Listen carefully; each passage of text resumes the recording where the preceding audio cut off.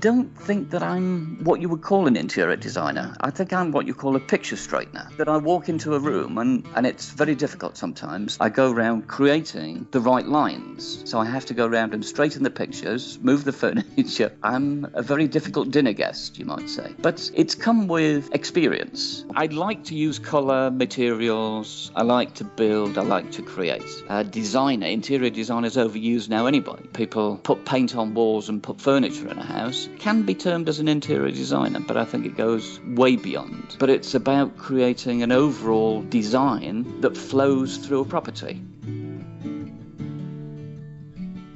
This is probably one of the largest developments we've taken on because it was inherent from a building that we bought a long time ago, and it was in what's termed as position. A fantastic position overlooking the Bay of Praia da Luz in Portugal. Because it's in 3 controlled zones in Portugal. So it's in the area of cliff development, it's in the national park, and it's also in an area of national scientific interest. It was one of those projects that you instantly knew what you were going to do as soon as you walked on the land. So very few of these places exist anymore because they've all been purchased.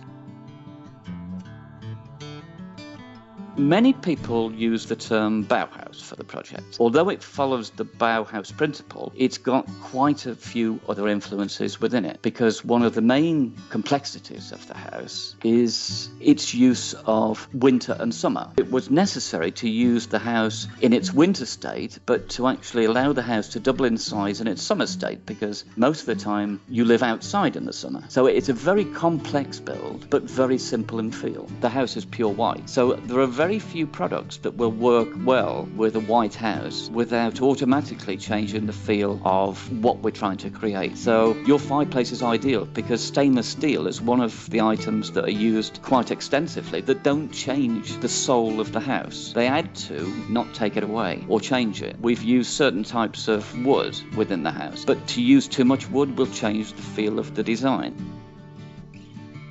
I wanted to use a biofuel fire because the house has an eco feel about it. One of the parameters of creating this type of house was to follow some of the eco guidelines. So the fuel that we were always going to use would be a biofuel, simply because it doesn't give any carbon monoxide, it's simple, it doesn't necessarily need chimneys, but it can act as a central feature. But your particular type of fire, obviously, it has simple lines, it has a quality feel, but it ultimately is controllable. You have a very thin line of flame, but it's absolutely high-grade stainless steel and absolutely fits perfectly to link the dining room in our house between the lounge and the dining room and creates this look-through feel. The flame, which is controllable but it looks real, is absolutely non-artificial because the gas fires tend to light with a blue-type flame, whereas this is pure yellow and gives the feel, it gives warmth, but it gives that pure feel of a real fire.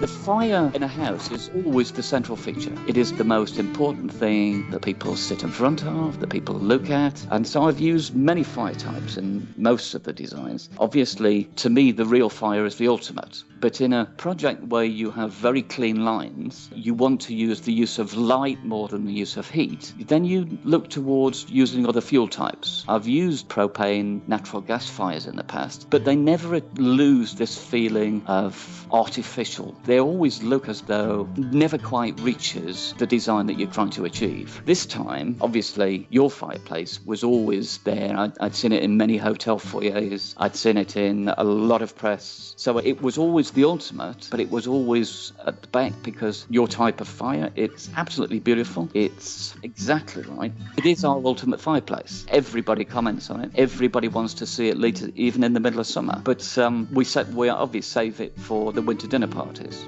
We must be one of the most photographed houses in the Algarve.